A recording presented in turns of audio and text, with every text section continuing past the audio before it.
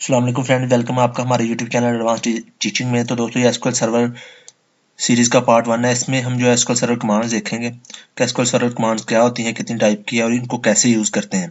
तो फ्रेंड, इससे पहले मैं आपको ये बता दूं, एसक्यूएल सर्वर कमांड बेसिकली हम उसे बोलते हैं कि अगर जैसे कि हम एसक्यूएल सर्वर किस लिए यूज़ करते हैं, हम डेटाबेस बनाने के लिए, टेबल्स बनाने के लिए और डेटाबेस को मैनेज करने के लिए हम जो है वो एसक्यूएल सर्वर को यूज़ करते हैं।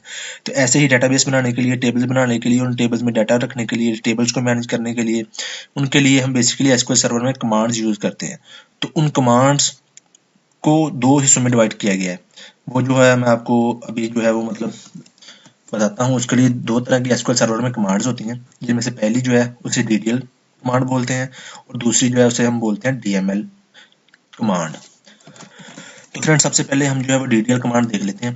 तो डीडीएल कमांड जो है इसे हम बोलते हैं data definition language. DDL stand for data definition language. तो फ्रेंड, ये जो डीडीएल कमांड्स होती हैं, ये बेसिकली टेबल्स का जो स्ट्रक्चर या डेटाबेस का जो स्ट्रक्चर है उसको डिफाइन करने के लिए हम डीडीएल कमांड यूज करते हैं। ये स्ट्रक्चर डेटाबेस का क्या, ये मैं आपको अभी थोड़ी देर में जब ये डीडीएल कमांड बताऊंगा आपको तब डिटेल में सारी समझ आ जाएगी। तो फ्रेंड, एक चीज और, जो डीडीएल कमांड है, ये इनको हम जो है वो डेटाबेस में जो चेंजेस करते हैं, इनको यूज करके डीडीएल कमांड्स को, वो परमानेंटली चेंजेस होती हैं। मतलब जो भी हम चेंजेस करेंगे वो परमानेंटली होगी डीडीएल कमांड्स के जरिए। अब मैं आपको डीडीएल कमांड की लिस्ट बताता हूँ, ये उनके फंक्शन बताता हूँ, तो आपको क्लियर हो जाएगा।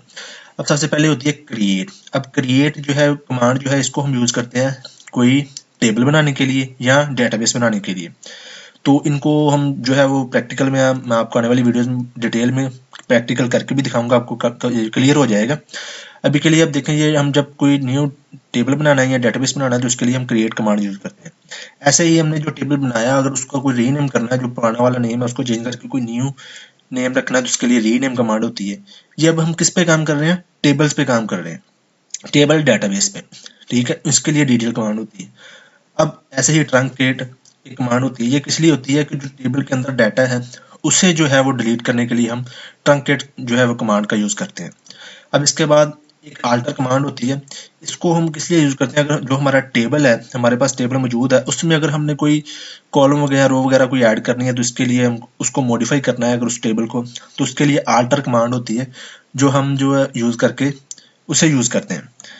ऐसे ही एक ड्रॉप कमांड होती है। अब ड्रॉप कमांड किस लिए होती है? अगर हमने टेबल को डिलीट करना है डेटाबेस में से, तो इसके लिए हम ड्रॉप कमांड को यूज करते हैं।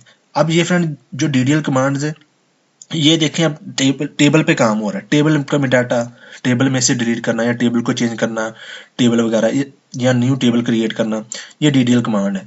अब दूसरी होती है डीएमएल कमांड। अब डीएमएल कमांड जो होती है उसको बोलते हैं हम डाटा मैनिपुलेशन लैंग्वेज। मैनिपुलेशन मतलब कि डाटा को मैनेज करने के लिए जो हम कमांड यूज करते हैं।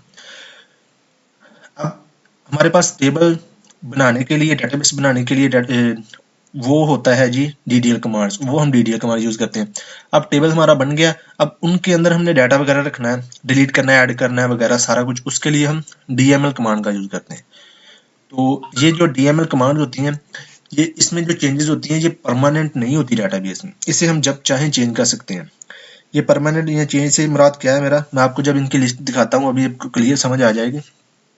अब इनकी एक लिस्ट देख लें।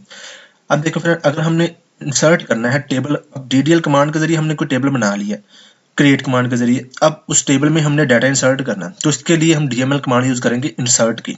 इसको यूज करके हम जो है उस टेबल में डाटा जो है इंसर्ट करेंगे।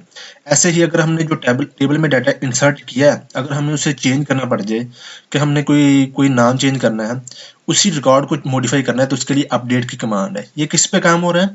ये टेबल के अंदर के डाटे पे काम हो रहा है डीएमएल कमांड के जरिए। अब ऐसे ही डिलीट, अगर डिलीट हमने टेबल में से रिकॉर्ड को डिलीट करना है, एक रिकॉर्ड डिलीट करना है या सारा करना है डिलीट, तो उसके लिए हम डिलीट की कमांड यूज करते हैं। ये क्या है? डीएमएल कमांड है। और ऐसे ही मर्ज, अगर हमने दो रोज या दो टेबल्स को मर्ज करना है, तो उसके लिए मर्ज की कमांड होती है। ये सारी कमांड हम आने वाली वीडियो में डिटेल में आपको प्रैक्टिकल के साथ मैं करके दिखाऊंगा। अभी के लिए आप इतना ओवरव्यू देख लें। ऐसे मर्ज होती है। उसके बाद एक सेलेक्ट कमांड होती है। अब इसको हम डीएमएल कमांड्स हमने देखा कि वो होती हैं जो मैनिपुलेट करती है डाटा को, हमारे को चेंज करती हैं डाटा में से, जैसे कि इंसर्ट, अपडेट, डिलीट, मर्ज। तो ये भी सेलेक्ट जो है वो एक तरह की क्या है, ये लिमिटेड फॉर्मल स्टेटमेंट कहा गया है इसे, कि ये भी डाटा ला ही सकती है, उसको डाटा को चेंज वगैरह नहीं कर सकती, सिर्फ डाटा ला ही सकती है टेबल में से। ऐसे ही एक सेलेक्ट कमांड भी होती है। तो फ्रेंड, इस वीडियो में इतना ही फ्रेंड्स। थैंक्स फॉर वाचिंग दोस्तों। उम्मीद करता हूँ आपको हमारी आज की वीडियो अच्छी लगी होगी, और अगर अच्छी लगी है तो वीडियो को लाइक और शेयर करना मत भूलना। और अगर आप ऐसे ही रेगुलर अपडेट चाहते हैं तो मेरे यूट्यूब चैनल एडवांस टीचिंग को सब्सक्राइब करना मत भूलना। तो दोस्तों मिलते हैं नेक्स्ट वीडियो में। अल्लाह हाफिज़।